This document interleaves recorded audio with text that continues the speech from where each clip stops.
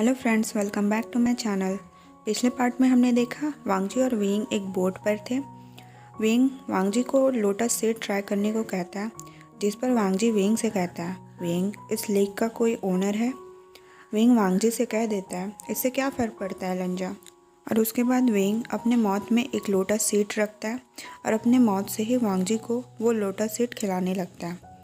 जिसके बाद वांगजी वेइंग को जाने नहीं देता और उसे एक डीप किस करता है। किस के बाद जब दोनों एक दूसरे से अलग होते हैं तब उन दोनों को एक आवाज़ सुनाई देती है। जंगछा वेइंग का नाम ले रहा था। जब दोनों जंगछा की तरफ देखते हैं तब जंगछा अकेले नहीं था, उसके साथ मैडम यू, जांग लीडर और यानली भी थी। यानली उन दोनों को देखकर मुस्कुरा रही थी। जंगछा गुस्से में दिख रहा था। मैडम यू एक डिस्गस्टिंग लुक के साथ वेइंग को देख रही थी और अंकल जांग के फेस पे तो जैसे कोई एक्सप्रेशन ही नहीं था।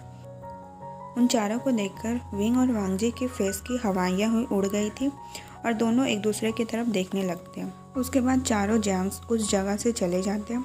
जाते जाते जंगछा वेइंग को कहकर गया था कि जल्दी से उनके पेरेंट्स को सारी बातें एक्सप्लेन करें।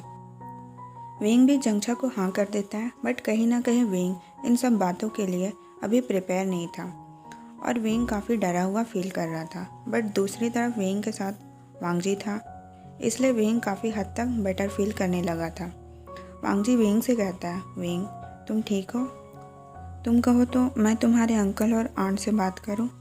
वेइंग वांगजी को मना करते हुए कहता है, लंचा हम दोनों मिलकर मेरे अंकल और आंट से बात करेंगे।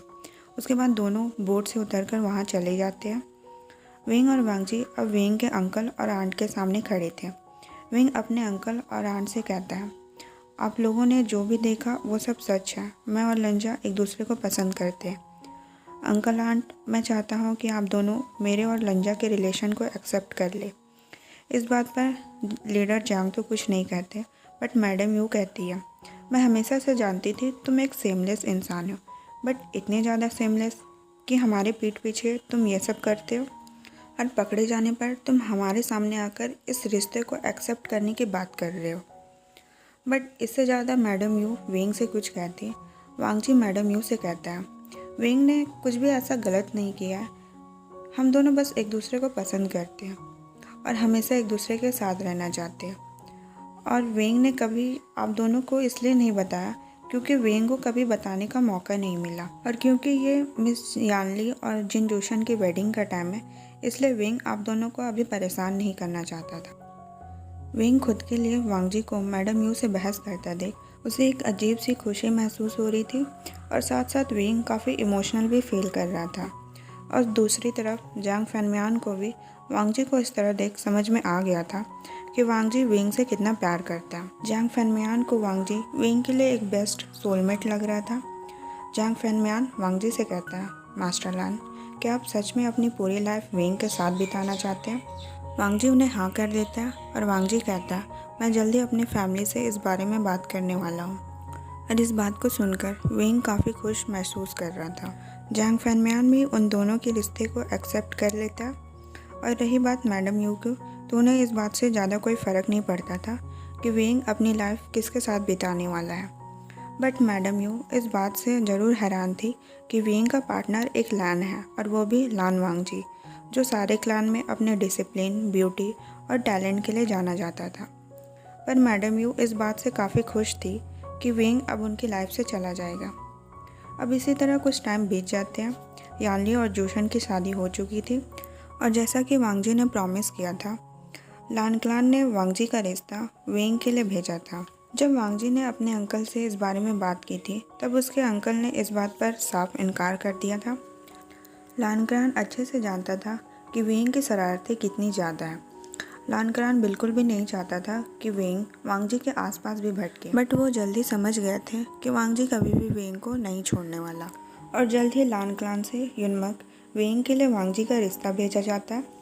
जब सारे क्लान ने ये बात सुनी थी कि वांगजी और वेइंग एक दूसरे को पसंद करते हैं और जल्द ही उन दोनों की शादी होने वाली है, इस बात पर सारे लोग काफ़ी हैरान थे। और जब उन लोगों को वांगजी और वेइंग का वेडिंग का इनविटेशन भेजा गया था तो ये बात कंफर्म हो गई थी। अब वांगजी और वेइंग की वेडिंग का समय था। दोनों चाइनीज़ रीति रिवाजों के साथ अपनी वेडिंग को कंप्लीट करते हैं, जिसके बाद वेइंग वांगजी से पहले ही जिंगशी चला जाता है। वांगजी जब जिंगशी में एंटर करता है तब वांगजी की नज़र सबसे पहले वेंग पर पड़ती है, जो रेड कपड़ों में उसके बेड पर बैठा हुआ था। वांगजी जब से वेंग को पसंद करने लगा था तब से लेकर आज तक वांगजी ने इस दिन का बेसब्री से इंतज़ार किया था। वांगजी ने हमेशा ये सोचा था कि वेंग वेडिंग के कपड़े पहनकर वांगजी का उसके बेड पर वेट करे, जो आज सच भी होने वाला था। वांगजी अब अपने बेड की तरफ जाने लगता है। वांगजी की कदमों की आहट सुनकर वेंग का हार्ट ज़ोर ज़ोर से धड़कने लगता है। वांगजी वेंग के पास आता है, उसकी वेल को हटाता है। वांगजी एक नज़र वेंग के फेस और उसकी बॉडी की तरफ देखता है और तुरंत वेंग को एक लॉन्ग किस करता है। वांगजी ने वेंग को इस तरह किस किया था जिससे वेंग बिल्कुल भी सांस नहीं ले पा रहा था। वेंग वांगजी से खुद को अलग करने की कोशिश करता है, बट वांगजी वेंग को जाने नहीं देता और उसे उस बेड पर लेटा देता है। दोनों कुछ देर इसी तरह एक दूसरे को किस करते हैं, लेकिन जब वांगजी देखता है कि सांस ना लेने की वजह से वेंग की हालत ख़राब होने लगी है, तब जाकर वांगजी वेंग को थोड़ी देर के लिए किस करना बंद करता है। किस के बाद वेंग वांगजी से कहता है, लंजा, तुम इतने इम्पेशेंट क्यों हो रहे हो, जैसा कि यह तुम्हारा फर्स्ट टाइम है। वांगजी बस कुछ शब्दों में कह देता है, आज तुम बहुत ब्यूटीफुल लग रहे हो इसलिए। और इसके बाद वांगजी फिर वेंग को किस करने लगता है, बट वेंग वांगजी को खुद से अलग करते हुए वांगजी से कहता है, क्या मतलब है तुम्हारा, आज मैं ब्यूटीफुल लग रहा हूँ इसलिए। लंजा, क्या मैं रोज़ ब्यूटीफुल नहीं दिखता। वांगजी कहता है, वेंग, तुम हमेशा ब्यूटीफुल दिखते हो, इसलिए तो मैं जब भी तुम्हें देखता हूँ मैं तुम्हारे लिए क्रेज़ी हो जाता हूँ, और बेड पर तुम्हारे साथ वाइल्ड भी। इस बात पर वेंग शर्माने लगता है। अब वांगजी वेंग को रफ तरीके से पकड़ते हुए वेंग से कहता है, लेकिन तुम्हें इस वेडिंग क्लोथ में देखकर मैं खुद पर कंट्रोल नहीं कर पा रहा हूँ। मुझे बस ये सोचकर ही बहुत अच्छा लग रहा है कि तुम अब सिर्फ मेरे हो। तुम्हें टच करने का हक सिर्फ मेरा है, तुम्हें नेकेड करने का हक सिर्फ मेरा है, तुम्हारी पूरी बॉडी अब सिर्फ मेरी है। वांगजी की बातें वेंग को दीवाना बना रही थी और वेंग वांगजी से कह ही देता है, लंजा, तो फिर मुझे नेकेड करो ना। इस बात पर वांगजी वेंग को नेकेड करना स्टार्ट कर देता है। वांगजी सबसे पहले वेंग को उसके नेक पर बाइट करता है, जिससे वेंग को काफ़ी पेन होने लगा था। वांगजी वेंग को बाइट और किस करते हुए उसके नेक और चेस्ट होते हुए उसके बेली तक आ जाता है, फिर उसके थाइस पर, और इस तरह वांगजी वेंग की पूरी बॉडी पर किस और बाइट करता है। और उसके बाद वांगजी वेंग के साथ सेक्स करना स्टार्ट कर देता है। सेक्स के बाद दोनों एक दूसरे को हग करते हुए सो जाते हैं। वांगजी और वेंग की मैरिज को अब काफ़ी टाइम बीत गए थे। वेंग क्लाउड ड्रेसेस में खुद को पूरी तरह से एडजस्ट करने की कोशिश कर रहा था, और दूसरी तरफ वांगजी भी वो सब कर रहा था जो वेंग को पसंद है या फिर उसे अच्छा लगता हो, और इसी तरह दोनों एक हैप्पी मैरिज लाइफ एंजॉय कर रहे थे।